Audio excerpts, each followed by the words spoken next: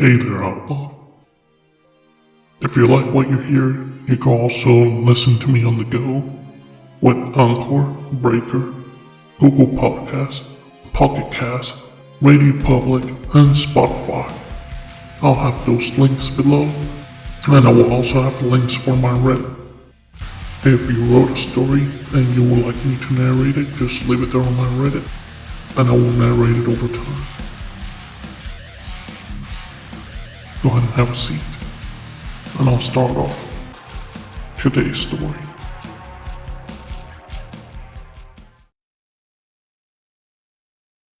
Green Inferno. Written by MrCreepyJ. The once proud greenskins, as they called themselves, had fallen out of grace. While they once ran rampant in the countryside, thousands upon thousands hiding in every dark crevice, now their numbers are dwindling. Once thought of as nothing more than a nuisance, the goblin horde now threatens the livelihood of humanity. A single goblin, a warlord, a leader, and their prophet crawl out of the darkness and into the very fiery light, bringing his kin with him. It was a suffocating smoke that awoke me from my dreams. The grey haze had already spread its inky embrace through my small shack. Panic overwhelmed my thoughts. I desperately threw myself at the door to escape unconsciousness. It was the ash that I noticed first. A thin layer covered the bare dirt, while more sprinkled from the sky. Next was the flames dancing atop roofs. Pillars of fire were born from the aged and decrepit wood they fed on. I fell to my knees as the panic subsided and reality set in. Tears rolled, boiled, and dissipated as they hit the smoldering ground. The village I had called home was now akin to a raging inferno. The rows of medieval cottage houses roared with unison as ceilings caved in and smoke billowed towards the heavens, carrying the souls it consumed. Families ushered out of their own, while others never made it past the bedroom door. If it wasn't for the kind soul who decided to help at his own peril, I'd have burned to a crisp where I kneel. I felt a hand clasped onto my shoulders, turning to face my bearded savior. His wrinkles were masked by thick grime that clung to his skin, burnt white hair protruding from his shin. Get up already. The fire's gonna be the least of our problems. I wanted to ask what he meant. I wanted to ask what hell could be scarier than the present. I wanted to ask anything, but the smoke in my lungs only let out raspy coughs. His heavily calloused palms tightened their grip, forcibly raising me to my feet. Now get out of here. You don't want to be here when they push the town. My mind raced as I tried to collect whatever was left of my thought. Who's coming? His eyes locked with mine. One a deep blue with milky accents, while the other an empty socket. Goblins, Same kind that did me this favor. He where his eye was supposed to be with one hand while pumping me in the back with his other. Now get out of here. I have some. His words dragged as he contemplated the right word for his purpose. Hunting to do. His words puzzled me by nature. What kind of person would consider fighting hordes of little green devils a sport? Before I could respond, I was interrupted by an unfamiliar sound encroaching in the distance. A cacophony of nonsense howling with the pounding of bare feet against dirt not far behind. The old man let out a deep sigh before reaching for his hilt. They're here. The old man grabbed onto my shoulders again, this time throwing me off the street and into the darkness between two buildings that hadn't caught fire yet. I dared to defy his choice, instead making myself as hidden as the shadows. I watched as the man drew his sword from his side, bringing it to his face elegantly. The silver metal gleam in the orange glow, battle-worn marks and blemishes across his face.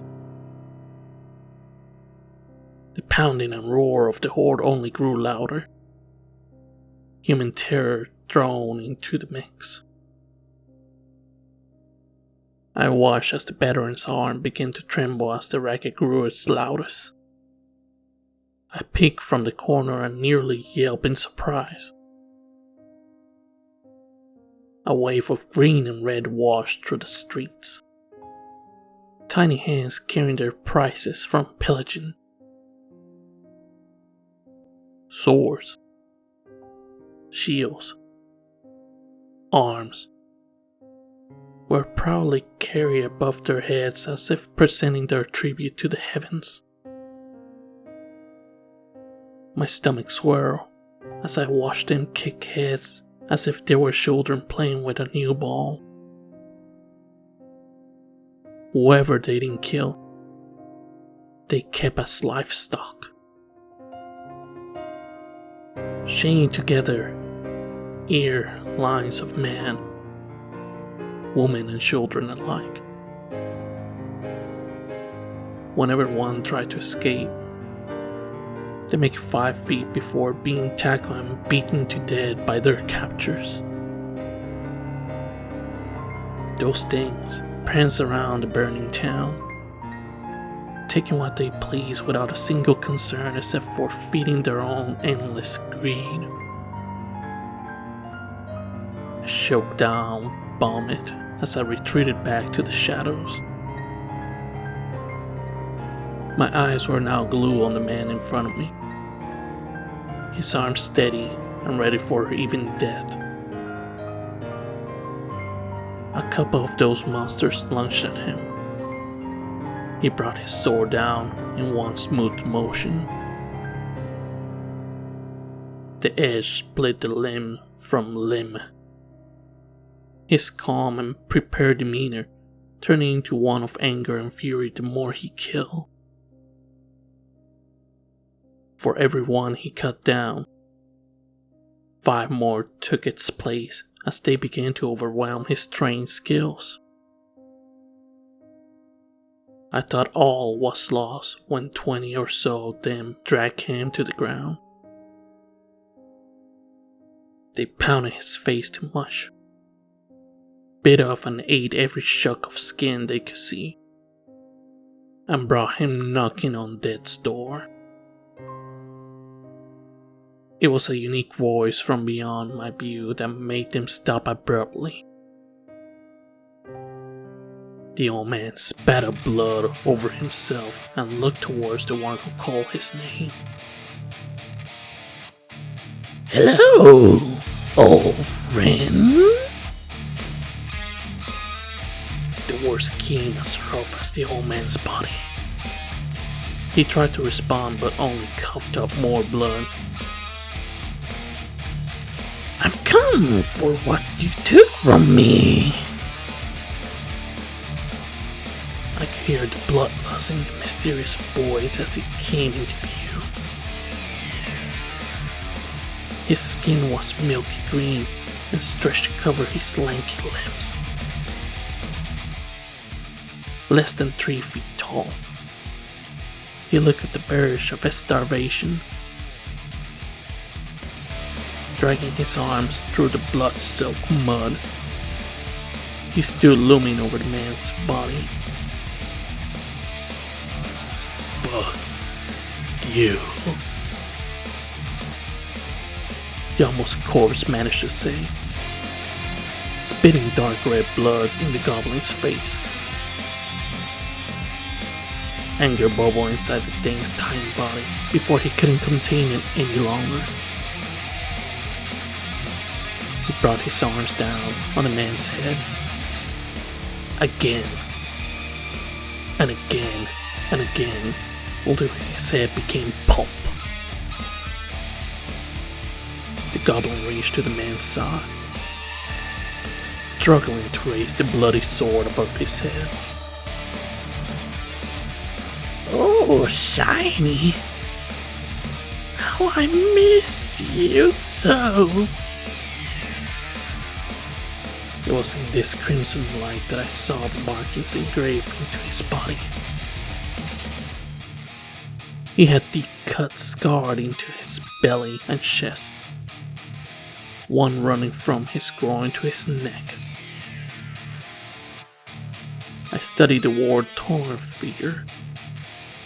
He wore these marks as a proud reminder of his experience. On his forehead, fresh cuts still had blood dripping down onto his eyes. It read, "Beb," a name tag so those who see it know their death has arrived. I stay in the dark alley through the night. The green is leaving before the fires burn out, and with them, a convoy of poor souls that didn't have the pleasure of dying in the Inferno. I left the town after paying the dead man respect, on my way to warn others of the hell I went through. Maybe next time, we'll be ready for him.